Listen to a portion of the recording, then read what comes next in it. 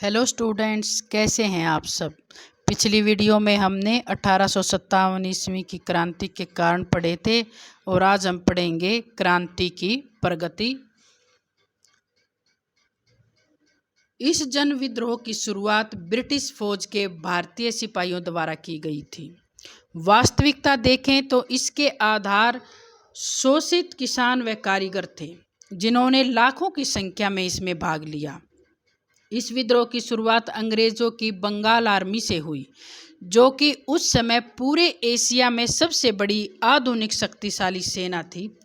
सैनिकों में असंतोष के पहले संकेत फरवरी 1857 ईस्वी में बंगाल के बहरामपुर में सेना की 19वीं देसी पलटन में नजर आए, जिनको देखकर उनके कर्नल माइकल ने भयंकर धमकी देते हुए कहा था कि इन्हें चीन और बर्मा लड़ने के लिए भेज दिया जाए, जहां ये लोग अपने आप ही मारे जाएंगे।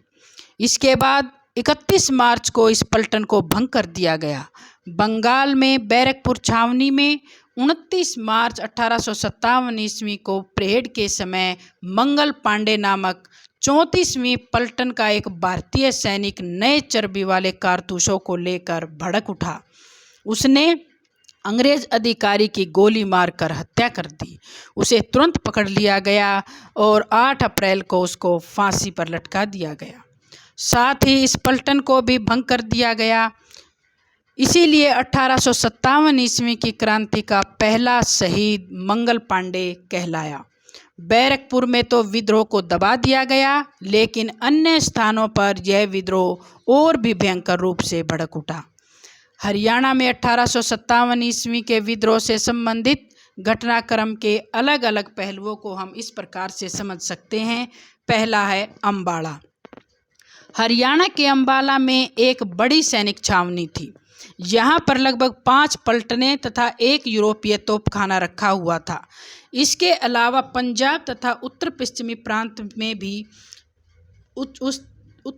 प्रांत से भी बहुत सारे सैनिक इस समय नई राइफल इनफील्ड की ट्रेनिंग लेने यहाँ आए हुए थे। चर्बी वाले कारतूसों की सूचना यहाँ के सैनिकों को भी मिल चुकी थी, इसीलिए उनमें बेचैनी बढ़ गई थी। 8 अप्रैल को जब मंगल पांडे को फांसी देने की सूचना यहाँ पहुँची तो स्थिति और भी ज़्यादा मुश्किल हो गई। इन सूचनाओं को पाकर कुछ सैनिक अपने अंग्रेज अधिकारियों के पास गए तथा उनसे निवेदन किया कि वे इन चर्बी वाले कारतूसों को वापस ले लें। कोई सकारात्मक जवाब न मिलने पर इन सैनिकों ने विद्रोह की योजना बनानी शुरू कर दी। सैनिकों ने योजना बनाई कि 10 मई 1857 ईस्वी को जब अंग्रेज लोग गिरजाघर में प्रार्थना के लिए जाएंगे तो अम्बाड़ा में स्थित दोनों पलटनें शस्त्रागार से हथियार ले लेगी तथा घुड़सेना का चौथा दस्ता तोपों पर कब्जा कर लेगा। इसके बाद 9वें रिशाले पर हमला किया जाएगा तथा उनको वहां से भगाकर अंग्रेजों का कत्लेआम शुरू किया जाएगा, जिसके बाद सब इकट्ठे होकर दिल्ली को रवाना होंगे। अम्बाड़ा के वीर सैनिकों ने इस योजना को दिल्ली व मेरठ आदि छावनियों तक क्रियान्वित करने के लिए तालमेल स्थापित कर लिया, लेकिन दुर्भाग्य से उनकी यह योजना गुप्त न रह सकी, क्योंकि उन्हीं के एक सैनिक साथी श्याम सिंह ने अंग्रेज अधिकारियों को इस योजना के बारे में पहले ही बता दिया। इस सूचना को पाकर अंग्रेज काफ़ी सतर्क हो गए। अम्बाड़ा के क्रांतिकारी सैनिकों को इस बात का मालूम नहीं था कि उनकी सारी योजना का पता अंग्रेजों को लग चुका है। इसीलिए उन्होंने योजना अनुसार 10 मई 1857 ईस्वी को क्रांति की शुरुआत कर दी। दूसरी तरफ अंग्रेज पहले से सचेत थे तथा उन्होंने इस विद्रोह से निपटने के लिए पूरी तैयारियां पहले ही कर ली थी।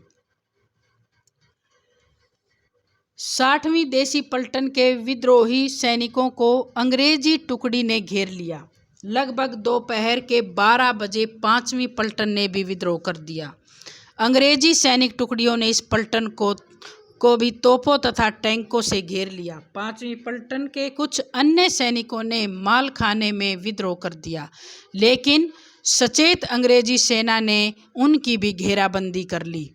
भारतीय सैनिक इन हालातों में भी झुकने को तैयार नहीं थे, इसीलिए वे अंग्रेज सैनिक टुकड़ियों पर टूट पड़े। उन्होंने 50 अंग्रेजी अफसरों को बंधक बनाकर उन्हें अपनी ढाल बना लिया। अब अंग्रेजी सेना चाहकर भी हमला नहीं कर सकती थी, क्योंकि इससे उनके 50 अफसरों की जान जा सकती थी तथा विद्रोह की ज्वाला आसपास के क्षेत्र में और तेजी से भड़क सकती थी। अंग्रेजों को इस बात का भी पता था कि इन विद्रोहियों के संपर्क अन्य देशी पलटनों से भी हैं, इसीलिए वे जल्दबाजी में कोई सैनिक कार्रवाई नहीं करना चाहते थे। इन परिस्थितियों में दोनों पक्षों के पास समझौते के सिवाय दूसरा कोई चारा नहीं था। समझौते की पहल अंग्रेजों की ओर से की गई। उन्होंने विद्रोहियों के प्रस्ताव भेज दिया। यदि वे उनके 50 अफसरों को छोड़ देंगे तो उन्हें कुछ नहीं कहा जाएगा। इसके साथ उनका यह प्रस्ताव भी था कि उनकी मांगों चर्बी वाले कारतूस पर विचार किया जाएगा तथा आदर के साथ उन्हें सेवा में रखा जाएगा। घिरे हुए विद्रोहियों ने उस समय की परिस्थिति में यह समझौता करना ही बेहतर समझा। इस तरह गद्दार साथी की वजह से तथा अंग्रेजों की सतर्कता के कारण अम्बाला में विद्रोह की अग्नि को ज्वाला बनने से पहले ही बुझा दिया गया, लेकिन मेरठ में इसके 9 घंटे बाद क्रांति की योजना को सफलतापूर्वक अंजाम दिया गया। अगले ही दिन सुबह 11 मई को क्रांति की ज्वाला दिल्ली में प्रवेश कर गई। अब तो सारा उत्तर भारत इस क्रांति रूपी ज्वाला में धधकने लगा। इस क्षेत्र में इस क्रांति ने अंग्रेजी राज्य की नींव हिला दी। दूसरा था गुड़गांव। हरियाणा में अम्बाला के बाद इस क्रांति की ज्वाला गुड़गांव पहुंची। दिल्ली के नज़दीक होने के कारण दिल्ली की गतिविधियां यहाँ भी असर देखने को मिला। 13 मई को दिल्ली के 300 सैनिक गुड़गांव की तरफ बढ़े। अंग्रेज कलेक्टर विलियम फोर्ड ने उनको रोकने का भरपूर प्रयास किया, परंतु यह बिजवासन नामक स्थान पर क्रांतिकारियों से हार गया। वह किसी तरह वहां से अपने सहयोगी अफसरों के साथ भाग निकला। विद्रोही सैनिकों ने वहां के खजाने से लगभग 7,80,000 रुपये प्राप्त किए। अंग्रेजों की हार की खबर सुनते ही वहां की साधारण जनता भी विद्रोहियों से आ मिली। इस जिले के मेव लोग भारी संख्या में विद्रोहियों के साथ जा मिले। उन्होंने अपने परंपरागत चौधरियों के नेतृत्व में विद्रोह का बिगुल बजा दिया। तालुकदार, जमींदारों तथा राजा नवाबों के होने की स्थिति में इस क्षेत्र के विद्रोह की सारी जिम्मेदारी बुजुर्ग परंतु साहसी सरफुद्दीन मेवाती पर आ पड़ी। सरफुद्दीन के अलावा शहादत खां, सदरुद्दीन तथा फिरोज शाह जैसे नेताओं ने भी इस क्रांति में मेव लोगों का नेतृत्व किया। मेवात के विद्रोहियों की आंधी में जल्द ही अंग्रेजी शासन वहां से समाप्त हो गया। मेवों ने मेवात को पूरी तरह से अंग्रेजों से मुक्त करवा लिया। कुछ वफादार अंग्रेज लोगों ने उनका रास्ता रोकने की कोशिश की, लेकिन वे क्रांति रूपी आंधी में तिनके के समान उड़ गए। देखते ही देखते तावड़ू, सोहना, पुन्हाना तथा पिनगवा पर मेवों का अधिकार हो गया। नूह क्षेत्र में अंग्रेजों के साथ इनका कुछ संघर्ष हुआ, लेकिन वे भी जनधन का नुकसान उठाकर वहां से भाग गए। मेवात के विद्रोह को काबू करने के लिए जून में लगभग 7,000 सैनिकों व छोटी बड़ी कई तोपों के साथ जयपुर का political agent major WF Eden Mewat के लिए रवाना हो गया। उसे किसी भी हालत में इन क्रांतिकारियों को दिल्ली में घुसने से रोकना था। वहां से दक्षिण दिल्ली पर हमला करना था। अंग्रेजों की योजना के अनुसार इस तरह की कार्रवाई से एक तो दिल्ली के क्रांतिकारियों को बाहर से मदद नहीं मिलेगी तथा दूसरा दिल्ली के क्रांतिकारियों को एक साथ उत्तरी व दक्षिण फ्रंटों पर लड़ना पड़ेगा। इससे दिल्ली के आक्रमणकारियों को नियंत्रित करना आसान हो जाएगा। मेजर WF एडन ने पलवल दिल्ली के कस्टम मार्ग से दिल्ली में प्रवेश करने की योजना बनाई। वह जल्दी दिल्ली पहुंचना चाहता था। परंतु मेवात में घुसने से पहले ही उसे भारी विरोध का सामना करना पड़ा। अब उसकी हालत यह हो गई कि आगे कुआं और पीछे खाई। उसने स्वयं लिखा है कि उसे रास्ते में प्रत्येक गांव में विरोध का सामना करना पड़ा। कुछ समय बाद उसके अपने कुछ सैनिक भी उसके विरोधी हो गए। मेवातियों के साहस को देखते हुए जयपुर के राजपूत सैनिकों ने अपने सरदार ठाकुर शिव सिंह के नेतृत्व में अपनी ही अंग्रेजी सेना के खिलाफ खुली बगावत कर दी। इस विद्रोही राजपूत सैनिक टुकड़ी ने WF एडन पर जबरदस्त जानलेवा हमला किया, लेकिन वह अपनी जान बचाने में सफल रहा। इस हमले से एडन अपनी सारी योजना भूलकर वापस जयपुर की ओर भाग गया। इस तरह मेवातियों ने अपने साहस तथा जोश से अंग्रेजों की सारी योजना को असफल कर दिया। अगला है रोहतक। मई के तीसरे सप्ताह में इस क्रांति की आग रोहतक में भी आ पहुंची। यहाँ की आम जनता ने दिल्ली के बादशाह बहादुर शाह जफर को अपना नेता मान लिया था। इसी क्रम में बादशाह बहादुर शाह जफर का विशेष दूत तफजुल हुसैन रोहतक में एक सैनिक टुकड़ी के साथ आया। कुछ अंग्रेज अफसरों ने उसको रोहतक जाने से रोकने की कोशिश की, लेकिन आम लोगों के सहयोग के कारण उनको मुंह की खानी पड़ी। रोहतक क्षेत्र के अंतर्गत आने वाले जाट, रांगड़ो, राजपूत, अहीर व कसाई आदि जातियों ने मिलकर अंग्रेजों के विरुद्ध संघर्ष जारी रखा। क्रांति के राष्ट्रीय नेता बहादुर शाह जफर ने यहाँ के लोगों को अपना संदेश भेजा, जिसमें लिखा था, अब सब अमन से मिलकर रहो तथा अंग्रेजों से संघर्ष जारी रखो। उसके इस संदेश का यहाँ के लोगों में जबरदस्त असर हुआ। इसका अनुमान इस बात से लगाया जा सकता है कि अंग्रेजी सरकार से फ़ायदा उठाने वाले लोग भी विद्रोहियों के साथ आ मिले। इस क्षेत्र में बच्चों तक की जुबान पर एक ही नाम था, हमारा राजा बहादुर शाह। अंग्रेज अधिकारियों को जब इस सारी घटना का पता चला तो उन्होंने यहाँ के विद्रोहियों को सबक सिखाने के लिए 60वीं देसी पलटन को रोहतक भेजा, परंतु 10 जून को यह पलटन भी विद्रोहियों के साथ मिल गई। अंग्रेजी शासन के खिलाफ उन्होंने खुली बगावत कर दी। अंग्रेज अधिकारी किसी तरह अपनी जान बचाकर भागने में सफल हुए तथा भारतीय सैनिकों ने दिल्ली की ओर कूच कर दिया। जुलाई तथा अगस्त के महीने में इस पूरे क्षेत्र में विद्रोहियों का ही बोलबाला रहा। आखिरकार अगस्त के दूसरे सप्ताह में अंग्रेज अफसर हडसन के नेतृत्व में एक बड़ी अंग्रेजी सैनिक टुकड़ी रोहतक भेजी गई। इस सैनिक टुकड़ी का सबसे पहले सामना खरखोदा में क्रांतिकारियों से हुआ। इस स्थान पर क्रांतिकारियों का नेतृत्व सूबेदार बिशारत अली खां कर रहा था। सूबेदार बिशारत अली के वीर गति प्राप्त होने के बाद ही हडसन आगे बढ़ा। अन्य स्थानों पर भी हडसन को काफ़ी विरोध का सामना करना पड़ा। उसने स्वयं इस बात को स्वीकार किया है कि यहाँ के लोगों से लड़ना दैत्यों से लड़ने के बराबर था। ग्रामीण क्षेत्र में विजय प्राप्त करने के बाद हडसन ने रोहतक पर हमला बोल दिया। यहाँ पर भी दोनों पक्षों के बीच जमकर संघर्ष हुआ। क्रांतिकारियों ने इस संघर्ष में बहुत ही ज़्यादा साहस का परिचय दिया।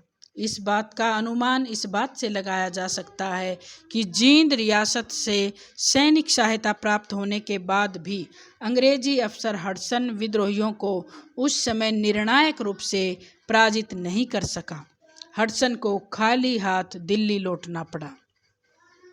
उसके बाद है हिसार। हिसार में भी मई के तीसरे सप्ताह में क्रांति की शुरुआत हुई। हरियाणा लाइट इन्फेंट्री के सैनिक दस्तों ने हिसार हांसी तथा हिसार में खुला विद्रोह कर दिया। इन सैनिक दस्तों ने हिसार में डिप्टी कमिश्नर सहित 12 लोगों को मौत के घाट उतार दिया। इस क्षेत्र की आम जनता ने भी दिल खोल कर इन सैनिकों का साथ दिया। उत्साही सैनिकों ने सरकारी दफ्तरों को जला डाला। सरकारी खजाने से लगभग 1,70,000 रुपये लूट लिए। धीरे धीरे क्रांति रूपी यह ज्वाला यहाँ के संपूर्ण क्षेत्र में फैल गई। भट्टू के सहायक कस्टम अफसर शहजादा मोहम्मद आजिम बेग इस समय इन क्रांतिकारियों का नेतृत्व कर रहा था। शहजादा मोहम्मद आजिम बेग के साहस तथा उच्च चरित्र के चर्चे उस समय गांव-गांव तक फैल चुके थे। अंग्रेज अफसरों ने भी उसके साहस की काफ़ी प्रशंसा की है।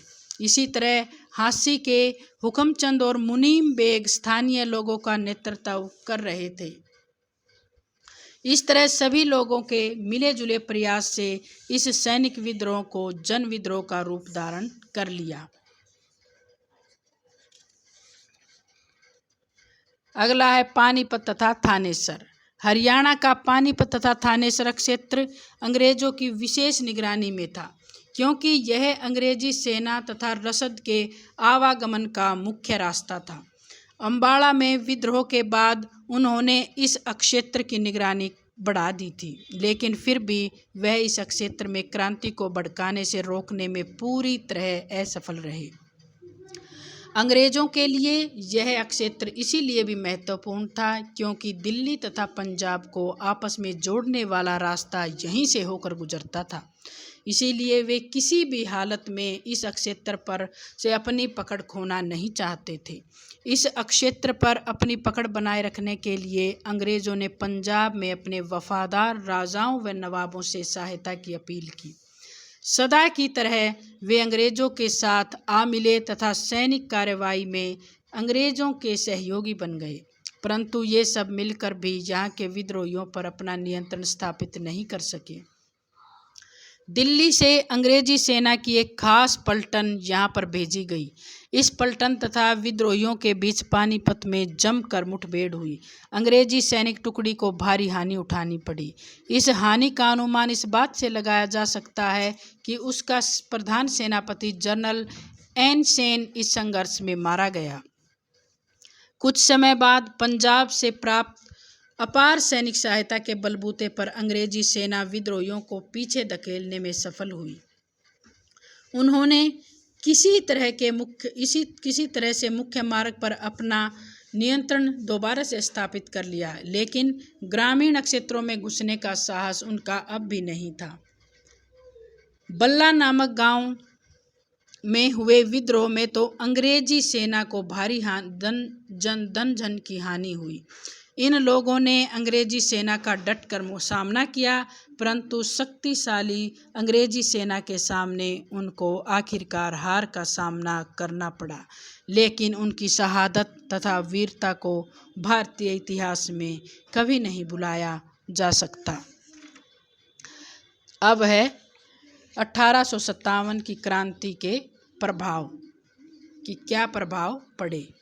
पहला प्रभाव पड़ा कंपनी का शासन समाप्त। इस क्रांति के लिए ब्रिटिश संसद ने कंपनी की नीतियों को जिम्मेवार माना।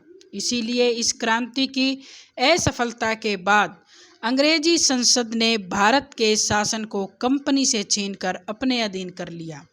इस व्यवस्था से हरियाणा में भी ईस्ट इंडिया कंपनी के शासन का अंत हो गया तथा 1858 ईस्वी के एक्ट के तहत कोर्ट ऑफ डायरेक्टर्स तथा लॉर्ड कंट्रोल को भी पूरी तरह से समाप्त कर दिया गया। इस व्यवस्था की जगह ब्रिटिश संसद के एक मंत्री को भारत का सचिव बनाया गया तथा गवर्नर जनरल के पद को वायसराय में बदल दिया गया। वह भारत में शासन भारत सचिव के दिशा निर्देशों के अनुसार ही चलाता था, अर्थात वह ब्रिटिश संसद के प्रति उत्तरदायी था। दूसरा प्रभाव पड़ा मुगल वंश की समाप्ति। 1857 ईस्वी के विद्रोह की असफलता के साथ ही हरियाणा के साथ पूरे भारत में मुगल वंश के शासन का अंत पूरी तरह से हो गया। वास्तव में इस विद्रोह से पहले ही मुगल वंश का शासन लगभग समाप्त हो चुका था, लेकिन इस विद्रोह की असफलता ने तो उसका जो नाम मात्र का शासन था उसे भी जड़ से समाप्त कर दिया। हरियाणा के लोगों ने इस विद्रोह के राष्ट्रीय नेता व अंतिम मुगल शासक बहादुर शाह जफर का जमकर साथ दिया था। विद्रोह की असफलता के बाद बहादुर शाह जफर को पकड़कर बर्मा की रंगून जेल में भेज दिया, जहां उसकी बुरी अवस्था में मृत्यु हुई। इस तरह से हरियाणा पर से मुगल वंश के शासन का भी अंत हो गया, क्योंकि अंग्रेज भी यहाँ के शासन को मुगल बादशाह के नाम से चला रहे थे। अगला है देसी रियासतों पर प्रभाव। अंग्रेजों ने यहाँ की देसी रियासतों के साथ दो तरह का व्यवहार किया। जिन रियासतों ने प्रत्यक्ष तथा अप्रत्यक्ष रूप से इस विद्रोह में अंग्रेजों का विरोध किया था, उन्हें कठोर दंड दिया और उनकी रियासत को उसी समय अंग्रेजी साम्राज्य में मिला लिया गया या अपने वफादारी साथियों में पुरस्कार स्वरूप उन्हें बांट दिया गया। दूसरी तरफ वे देसी रियासत थी जिन्होंने इस बुरे वक्त में अंग्रेजों का साथ दिया था, उन्हें अंग्रेजों ने मालामाल कर दिया। अगला है हरियाणा वासियों का दमन। हरियाणा के लोगों के प्रति अंग्रेजों का रवैया शुरू से ही दुश्मनीपूर्ण था, लेकिन इस क्रांति की असफलता के बाद तो उनके इस रवैये ने दमन का रूप धारण कर लिया था। उनके दिमाग में 1857 ईस्वी का घटनाक्रम अब तक निकला नहीं था, इसीलिए महारानी विक्टोरिया की आम माफ़ी की घोषणा के बाद भी अंग्रेज यहाँ के लोगों पर किसी तरह का रहम दिखाने को तैयार नहीं थे।